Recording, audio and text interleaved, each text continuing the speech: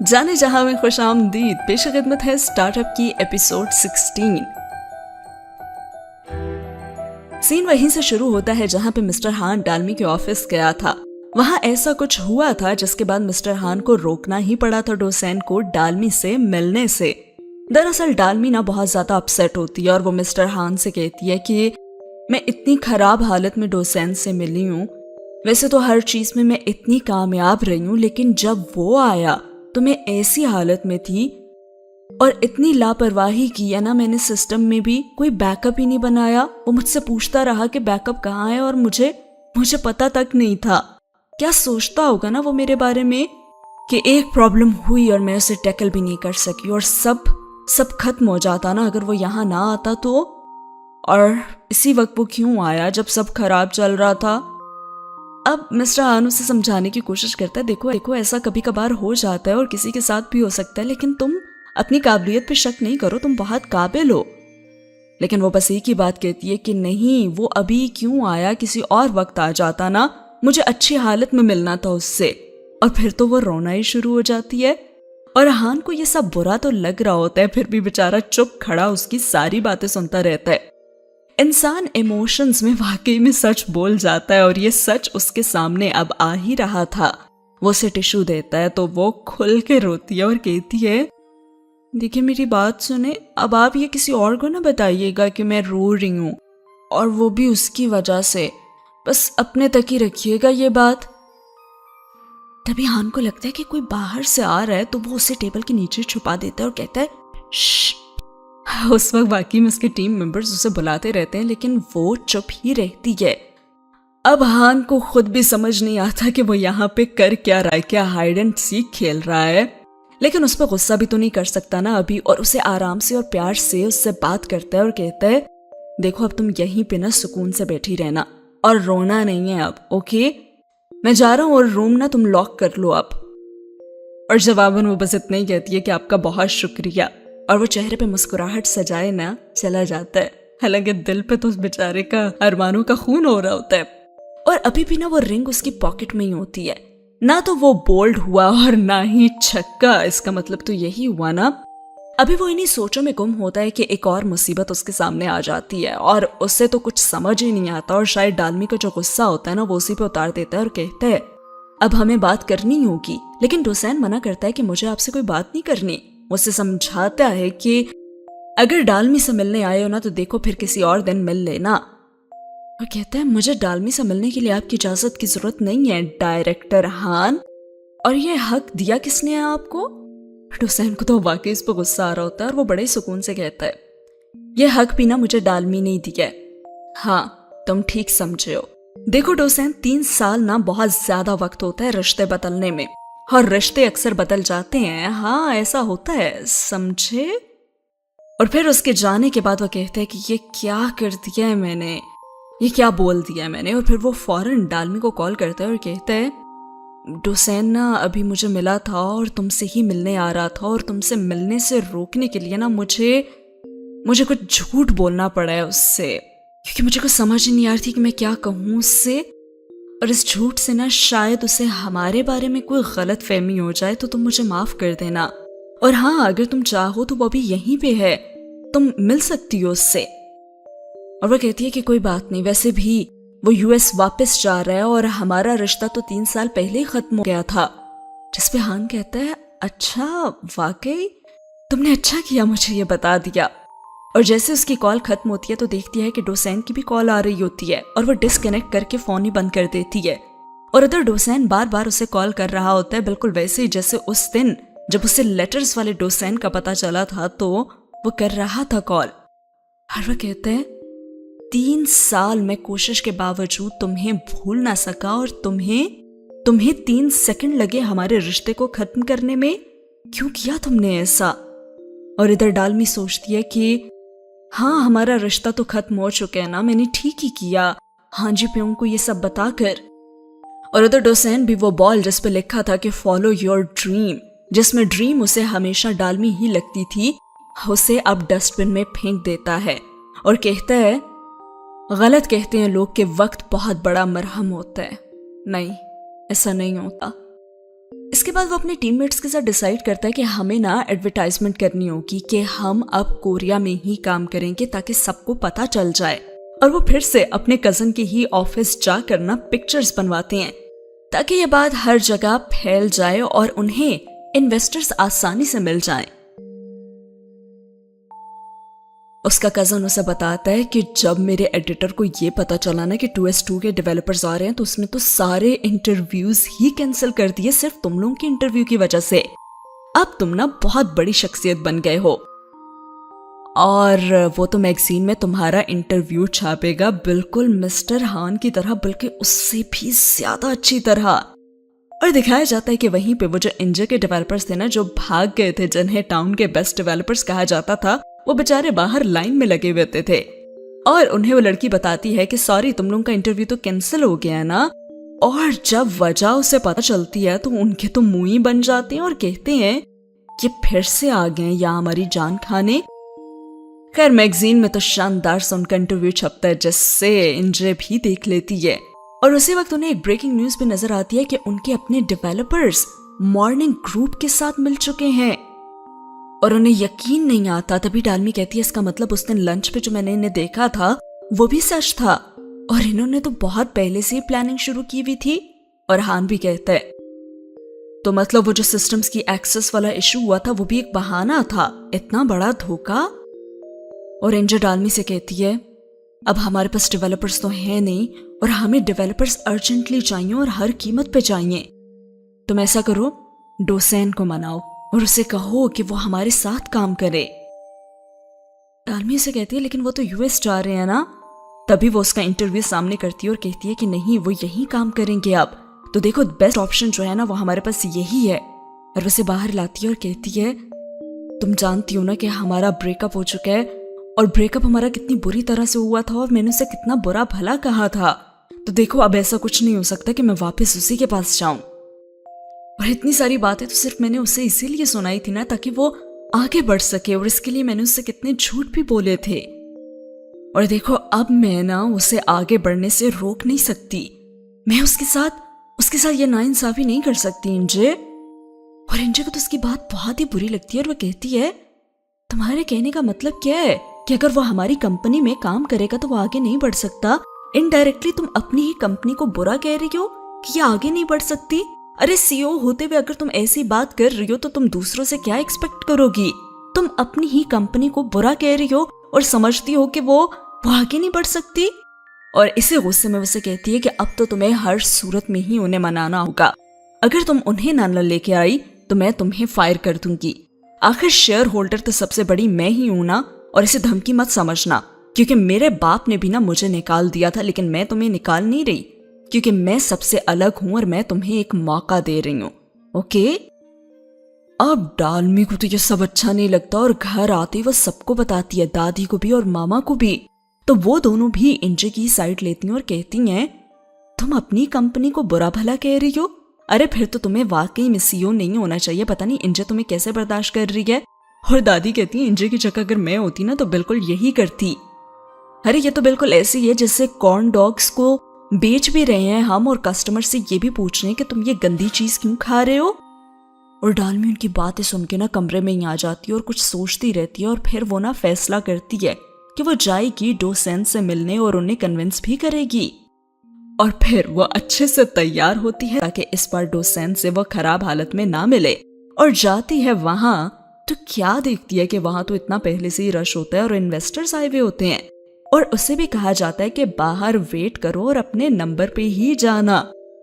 अब वो कहाँ वेट करने वाली, डोसेन को फौरन से कॉल कर, लेकिन वो कॉल ही नहीं पिक करता और इग्नोर कर देता है। और फिर वो उसे मैसेज करती है कि अगर थोड़ा सा फ्री हो तो मुझे कुछ बात करनी है तुमसे, लेकिन वो तो उसके मैसेज को भी इग्नोर कर देता है। और तभी चल सैन कहता है किसकी कॉल्स आ रही हैं, बात कर लो ना।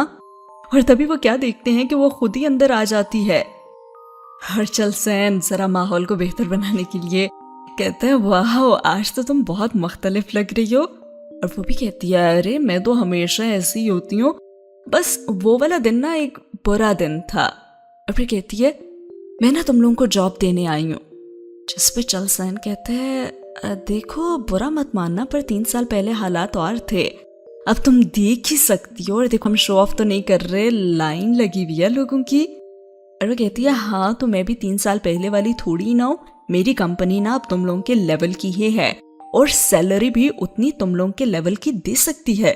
यानी फाइनली वो अपनी कंपनी की तारीफ कर रही थी। और वो कहती है देखो मेरी जो कंपनी है ना, और इससे पहले कि वो कुछ कहती डोसेन उसकी बात काटता है और कहता है सब पता है मुझे, मैंने वो वीडियो देख ली थी तुम्हारी। तुमने कब देखी छुपे रुस्तम? और वो उनसे कहता है क्या हमें कुछ वक्त मिल सकता है, मैं कुछ बात करना चाहता हूँ अलग डालमी से। और वो दोनों तो बाहर ही चले जाते हैं और कहते हैं पता नहीं अंदर क्या होने वाला है। तभी डालमी की नजर ना उस 3 साल पुरानी पिक्चर पे पड़ती है जो उन्होंने बनाई थी कि वो मिलकर ना सेल्फ ड्राइवन कार बनाएंगे। और वो कहती है ये अब तक है यहाँ पे, कितने अच्छे दिन थे ना वो। लेकिन डोसेन उसकी बात इग्नोर करता है और डोसेन आज बिल्कुल वैसे ही एक्ट करता है जैसे डालमी ने उसके बर्थडे वाले दिन किया था। कुछ कड़वे सच तो अब डोसेन ने भी बताना शुरू कर ही दिए थे डालमी को। और वह कहता है तुम्हें याद है मेरे बर्थडे वाले दिन तुमने मुझसे कहा था कि हमें बेकार के वहम नहीं पालने चाहिए, अब हम बच्चे नहीं रहे।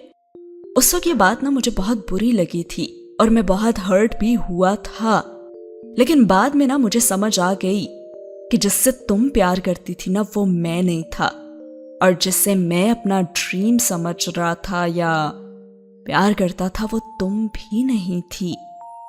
और आज डालमी की बिल्कुल वैसी ही हालत होती है जैसी उस दिन डोसेन की थी। उसे ये सब बातें बहुत बुरी लग रही होती हैं और वो हर्ट होती है और उसे रोना ही आ जाता है। लेकिन डोसेन यहाँ पे भी चुप नहीं होता और कहता है पूरे 3 साल लग गए मुझे खुद को ये बात समझाते हुए, और अब मुझे ये बात ना बिल्कुल समझ आ गई है, और अब मुझे और खुद को कंफ्यूज नहीं करना, इसलिए देखो अब हम कभी नहीं मिलेंगे।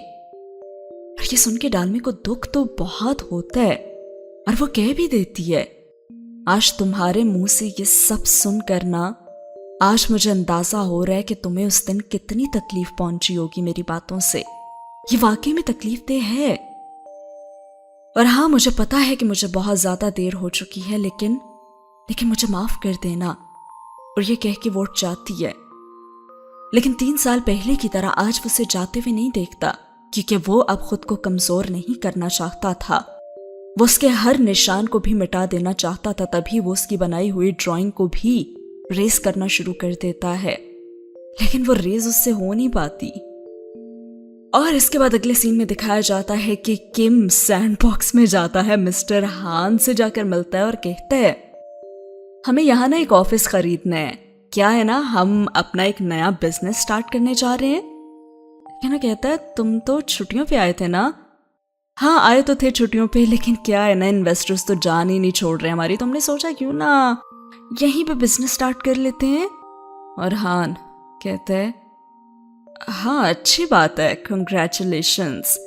और मिस्टर हान की इस बात पे वो हैरान होता है और कहता है अरे आप तो बहुत ही बदल गए हैं, इतनी अच्छी तरह से बात करने लग गए हैं। अब मिस्टर हान भी ठहरा। मिस्टर हान कहने लगा अरे नहीं ऐसी तो कोई बात नहीं है, देखो मैं उन्हीं चीजों की तारीफ करता हूँ जिनमें मुझे ना कोई इंटरेस्ट नहीं होता। अब जिस चीज में मुझे इन्वेस्ट ही नहीं करना उस पर मैं अपना वक्त जाया क्यों करूं और क्यों निकालूं कमियां।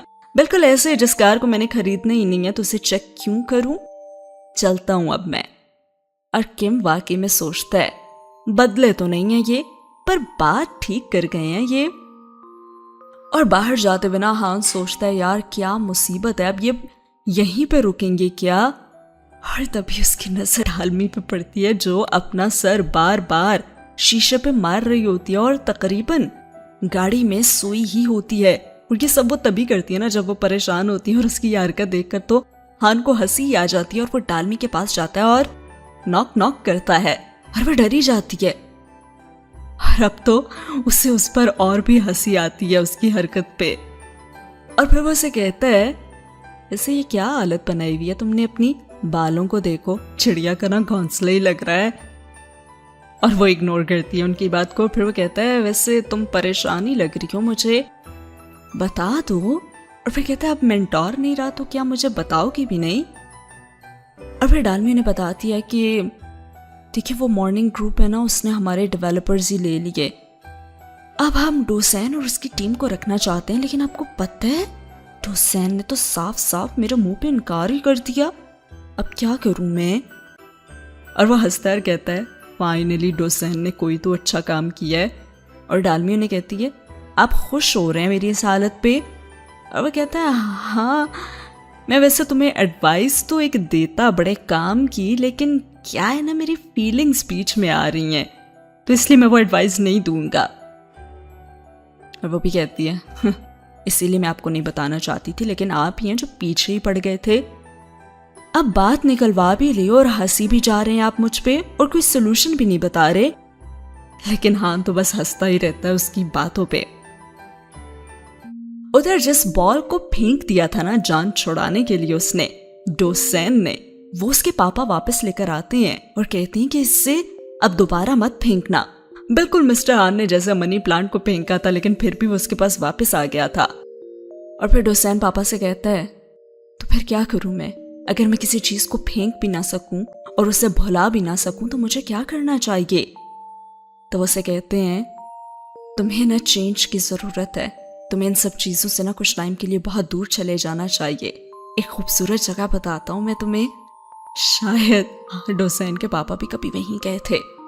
और वो उसे बाइसिकल देते हैं और कहते हैं जाओ और देखो रास्ते में हर उस चीज को अपने दिमाग से उतारते जाना जो तुम्हें परेशान कर रही है, और बिल्कुल तुम बहुत हल्का महसूस करोगे। और वो भी मान लेता है उनकी बात और सोचता है अब मैं उसकी यादों में रात भर जागूंगा नहीं, बल्कि एक नया सफर शुरू करूंगा। लेकिन पूरा रास्ता वो डालमी की कही हुई बातों को तो अपने दिमाग से निकाल ही नहीं पाता, और आखिरकार थक हार के वो कहता है कि डैड आप गलत थे, मैं जहां मर्जी भी चला जाऊं ना, उसकी यादें मेरा पीछा नहीं छोड़ेंगी। मैं उसे नहीं भुला पा रहा, जितनी कोशिश कर रहा हूं उतनी ही याद आ रही है मुझे उसकी। और वो वहीं सो जाता है। और इधर दिखाया जाता है कि दादी की नजर काफी कमजोर हो चुकी होती है, और एक दिन जब वो वॉक पे जा रही होती है ना, तो वहां पे इंजे भी उन्हें देख लेती है और उसे बहुत ज्यादा दुख होता है दादी की इस हालत को। और दादी तो उसे पहचान भी नहीं पाती और कहती है कि बहुत शुक्रिया मेरी मदद करने के लिए बेटा, तुम तो बहुत अच्छी हो। दरअसल कुछ दिन पहले ना इंजे की माँ ने उसे बताया था कि उसके बाप ने उसे डिवोर्स दे दी है, तो अगर वो चाहे तो अब अपने नाम से वॉन बदल कर 100 कर सकती है। और जब इंजे उनसे कहती है कि अब तो आपको अच्छे खासे पैसे भी मिल जाएंगे, तो दादी का घर छोड़ देना आप, तो वो कहती है कि नहीं, अब तो कभी भी नहीं। उन्होंने 10 साल मेरी बेटी का ख्याल रखा है, तो अब मेरा भी फर्ज है कि मैं उनका भी ख्याल रखूं, क्योंकि उनकी नजर ना बहुत कमजोर होती जा रही है, और हो सके तो उनसे आकर एक बार मिल लो। और आज जब वो उन्हें इस हालत में देखती है तो उसके बाद वो कॉल करके कहती है कि मुझे अपनी अडॉप्शन को कैंसिल करवाना है, यानी अपने नाम से वो वॉन को हटाना चाह रही होती है। खैर इतने सारे इंटेंस सीन के बाद ना आता है ये ब्रेथ टेकिंग व्यू। वाओ, सिर्फ इस व्यू को देखें, कितना खूबसूरत है ना ये। और डोसेन डालमी के बारे में सोचते सोचते यहीं सो गया था। अब अचानक उसकी आंख खुलती है तो उसे सामने से कोई आता हुआ नजर आता है, और वो कहते हैं कि ये क्या कोई लड़की है, और उसे लड़खड़ाती हुई और मुश्किल से चलती हुई डालमी नजर आती है। तो वो कहता है कि मुझे हर जगह क्यों नजर आ रही है, शायद ये मेरा वहम होगा। लेकिन जब वो उसके सामने आती है और उसका नाम लेती है डोसेन, तो वो देखते ही रह जाता है क्या ये मेरा वहम नहीं है और ये असल में है। क्योंकि डालमी का हुलिया भी तो बेचारी का ऐसा हुआ होता है कि वो पहचानी ही नहीं जा रही होती, लेकिन आज उसे अपनी खराब हालत की कोई फिक्र नहीं होती। और वो कहती है कि तुम्हारे घर में जैकेट लौटाने गई थी, तो वहां पता चला तुम्हारे पेरेंट्स से कि तुम यहाँ पे हो, तो बस मैं यहाँ आ गई तुम्हारे पीछे। और अब होती हैं दिल खोल के कुछ बातें उनके दरमियान।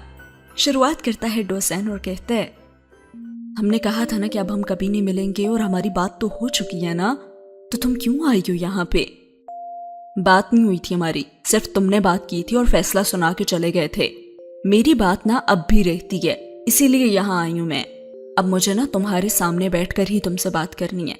लेकिन डोसेन उसकी तरफ नहीं देखता और सोचता है ये इतना मुश्किल क्यों है मेरे लिए।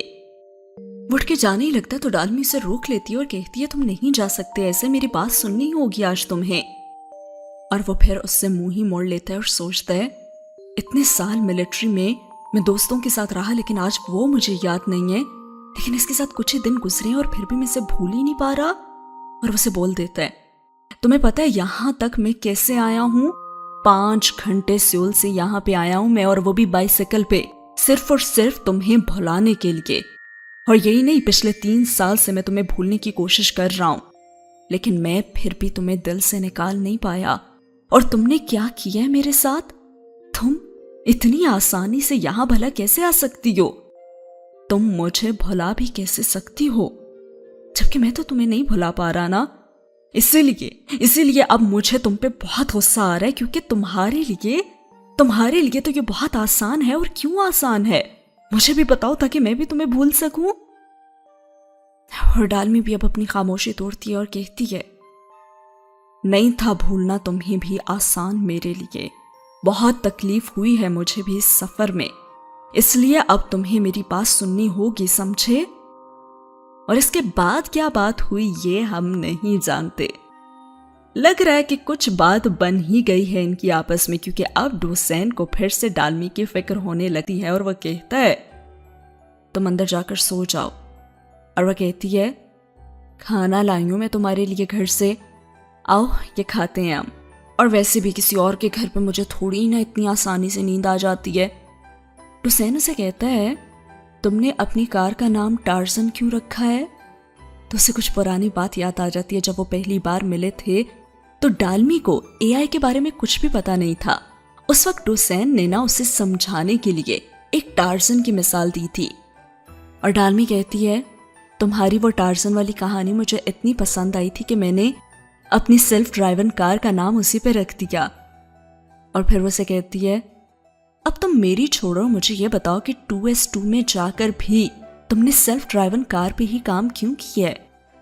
डोसेन फौरन कहता है, कोई खास वजह नहीं है उसकी, मुझे बस कंपनी ने करने के लिए कहा था।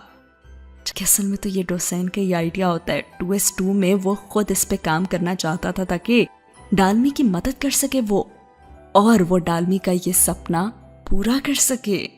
हाँ, आज की दुनिया में कौन किसी के लिए इतना सोचता है। और तभी ना उसकी नजर जब डालमी पर पड़ती है तो क्या देखता है कि वो तो बैठे बैठे ही सो चुकी होती हैं।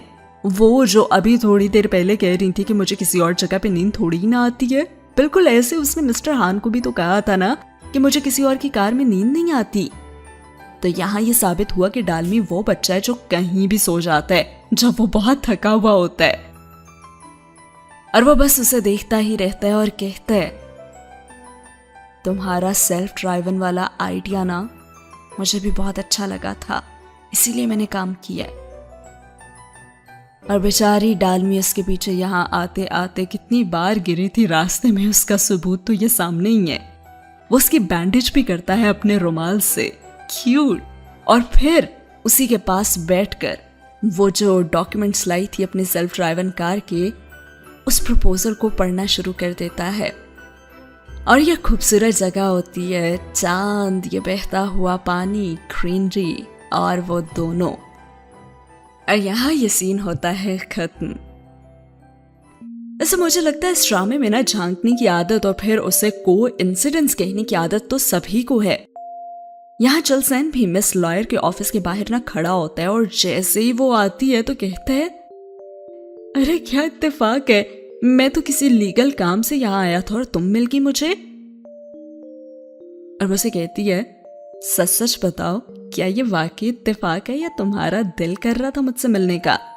और चलसेन जवाब देने के बजाय कहता है, तुम पहले बताओ कि उस दिन जो तुम आई थी वहां बारबेक्यू वाली साइड, तो क्या वो भी इत्तेफाक था? और कहती है, पहले मैंने पूछा तो मुझे जवाब दो। और कहता है, नहीं ये तो इत्तेफाक नहीं था। और वो भी फौरन कहती है, हाँ तो मेरा भी वहां आना इत्तेफाक नहीं था। I mean, मैं ना तुम्हारा व्लॉग देख कर ही आई थी वहां पे। और चलसेन अब सब समझ जाता है और कहता है, परफेक्ट। अच्छा तो फिर मेरे पास ना तुम्हारे लिए एक बहुत अच्छी ऑफर है। मैं चाहता हूं कि जिंदगी के साथ साथ हम काम भी इकट्ठे करें, और मैं तुम्हें एक बार फिर से हमारे साथ काम करते हुए देखना चाहता हूं। तो क्या ख्याल है तुम्हारा? उधर किम भी मिस यून के पास जाता है और कहता है, आपको पता है हमारे पास ना बहुत सारे इन्वेस्टर्स आए हैं, ये कार्ड देखें आप, लेकिन मुझे ये समझ नहीं आ रही कि कौन सा ठीक है। तो उससे एक सवाल करती हैं और कहती हैं, क्या इन सब इन्वेस्टर्स को तुम्हारा बिजनेस आइडिया पसंद है, उन्होंने मॉडल देखा है? तो वो कहता है अभी तो हमने कुछ भी फाइनल नहीं किया, लेकिन ये फिर भी इन्वेस्ट करना चाहते हैं।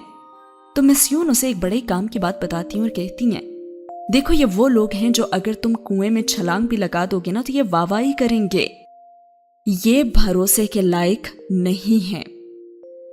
क्यों ना तुम खुद जाकर किसी इन्वेस्टर को ढूंढो, और अगर वो मना कर देना तुम्हें इन्वेस्ट करने से तो उससे पूछो कि वो क्यों मना कर रहा है।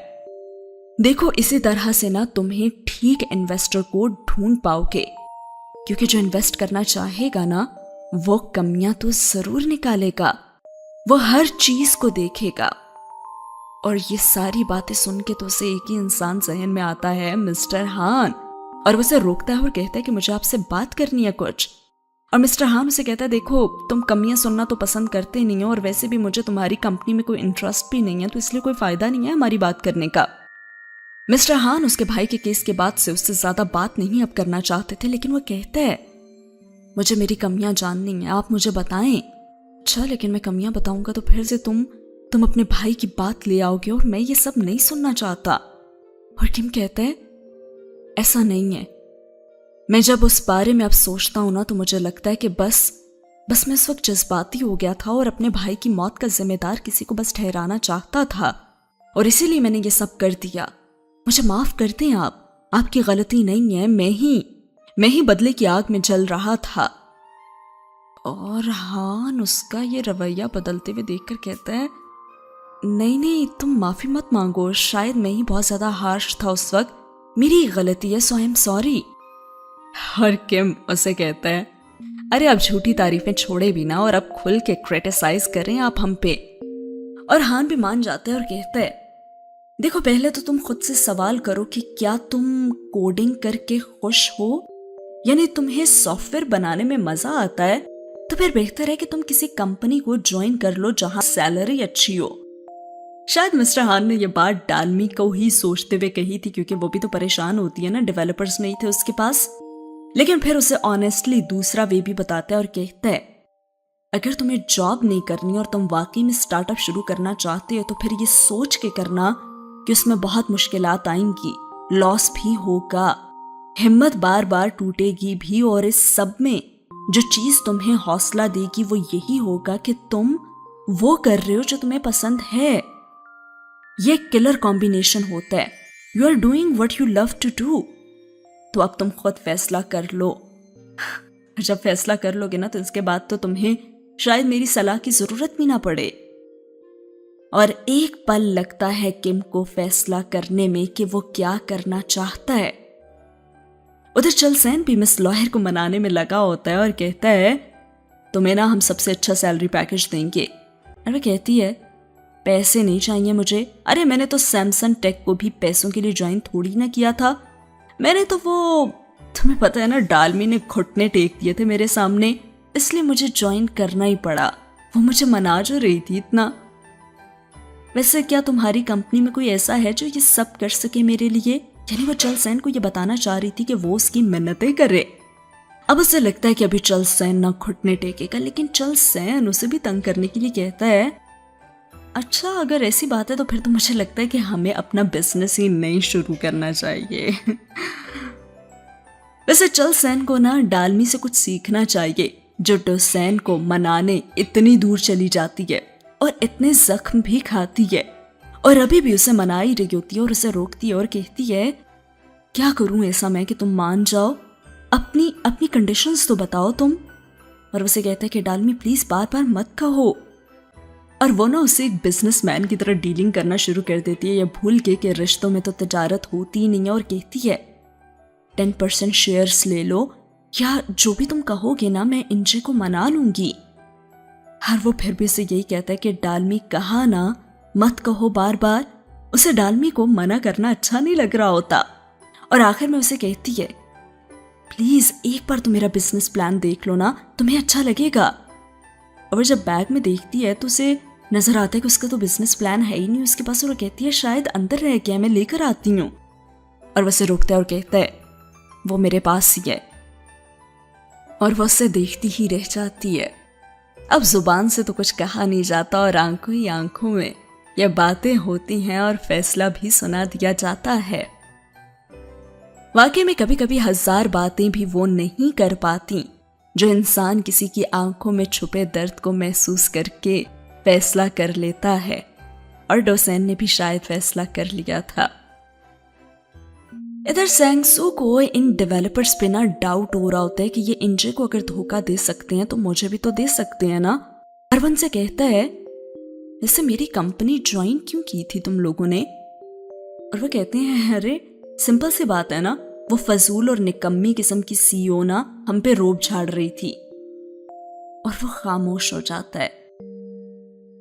इधर किम और मिस्टर हान अभी तक बैठे होते हैं और मिस्टर हान का किम को सलाह देना ना काफी महंगी पड़ जाती है, और उसकी वजह ये होती है कि उसकी बातों के बाद ना वो कहता है, मैं सोच रहा हूँ कि डालमी के साथ ही हमें काम कर लेना चाहिए, क्योंकि हम उसे बहुत टाइम से जानते हैं और उस पर भरोसा भी किया जा सकता है और हम मिलके ज्यादा अच्छे से काम कर सकते हैं। और हान उसे देखते हुए कहता है, वैसे अगर सच सच में तुम्हें बताऊं तो मुझे ये अच्छा नहीं लग रहा और मैं तुम्हें रोकना भी चाहता हूं, लेकिन हाँ, एक इन्वेस्टर के नाते ना मैं तुम्हें नहीं रोकूंगा। मैं तुम सबको बहुत अच्छे से जानता हूं और तुम लोग बहुत अच्छे पार्टनर्स बनोगे। इनफैक्ट तुम लोग अगर साथ होगे ना तो कुछ भी कर सकते हो। इसके बाद अब डालमी को अपनी सेल्फ ड्राइवन कार के लिए परमिट चाहिए होता है, बताया था ना आपको, जिसके लिए उसे टेस्ट भी करना होता है। जैसे यहाँ पे जब लाइसेंस चाहिए होता है तो पहले टेस्टिंग की जाती है ना कि इसे ड्राइविंग करनी भी आती है कि नहीं, और वो इसमें देखना चाहते होते हैं कि वाकई में जो सब कुछ डालमी कह रही है अपनी कार के लिए वैसा है भी या नहीं। और इंजे तभी उसे बताती है, हमारे कंपैटिटर वो देखो डैड और सैंगसू भी यहाँ आए हुए हैं, इसलिए हमारा इस टेस्ट को क्लियर करना ना बहुत जरूरी है। और वो कहती है, मैं ये काम कर लूंगी, मैं ये कर दिखाऊंगी। और वहीं उसे सपोर्ट करने के लिए दिखाया जाता है सैमसंग टेक की पुरानी टीम भी वहां आई होती है, सिवाय डोसेन के। लेकिन डालमी का कॉन्फिडेंस तो कुछ और ही बता रहा होता है। और ये रहा डोसेन गाड़ी में उसके साथ बैठा होता है, और वही तो प्रोग्राम को रन कर रहा होता है, और डालमी का कॉन्फिडेंस तो और भी बढ़ जाता है। अब तो यही जीतेंगे उसे लगता है। दोनों काफी क्यूट लग रहे हैं अभी एक साथ, लेकिन डोसेन अब माना कैसे? यही सोच रहे होंगे ना आप लोग भी मेरी तरह, तो आइए बताती हूँ। दरअसल हुआ यह था कि डालमी जब डोसेन के घर गई थी ना तो उसके पेरेंट्स ने सोचा, डोसेन के मुताबिक तो उनका रिश्ता खत्म हो गया था, लेकिन डालमी अब खुद अगर हमारे घर आ गया तो इसका मतलब यह है कि अभी रिश्ता खत्म नहीं हुआ। और तभी उसकी मामा ना दोबारा से अपनी मैथ वाली कैलकुलेशंस करती हैं और कहती हैं 30% चांस है कि रिश्ता खत्म नहीं हुआ, कि वो हमारे घर आई है। बल्कि अगर उसने घर आकर ना डोसेन से मिलने का कहा फिर तो 50% चांस हो जाएगा। और अगर वो डोसेन से मिलने इतनी दूर इतने खराब रास्ते से चली गई ना तो फिर तो 70% होगा चांस।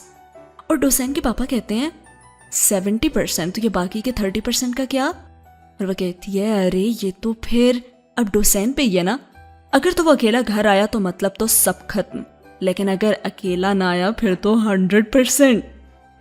और ये जनाब वो दोनों तो एक साथ ही आ रहे हैं ना। अब देखिए डालमी को इतनी चोट लगी थी, उससे चला भी नहीं जा रहा था, तो फिर इतना तो बनते ही था। और डोसेन उससे कहता है, सैमसंग टेक को बेच करना जो पैसे मुझे मिले थे वो अब भी मेरे पास हैं, और मैं चियोंग म्योंग के शेयर्स खरीदना चाहता हूं। और वो कहती है, अरे अभी तुम सिर्फ कंपनी ज्वाइन कर लो, मैं शेयर्स में से ना तुम्हें वैसे भी दे दूंगी इंजे से बात करके। लेकिन वो उसे चुप्पी करा देता है और कहता है, तुम पूछ रही थी ना मेरी कंडीशन, तो मेरी कंडीशन यही है। यानी कि वो इसकी कंपनी को ज्वाइन कर रहा है।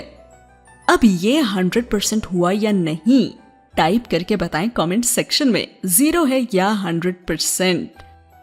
इसी के साथ ये वीडियो होती है खत्म। अगर वीडियो अच्छी लगी हो तो फौरन से कर दें लाइक, चैनल को सब्सक्राइब और कमेंट सेक्शन में अपना फीडबैक दें। इसके बाद आएगी सेकंड लास्ट एपिसोड। मतलब ये सीजन तो होने वाला है खत्म। अगर इसके बाद कौन सा नया शुरू किया जाना चाहिए उसके बारे में आपकी कोई भी सजेशन है तो मुझे जरूर बताइएगा।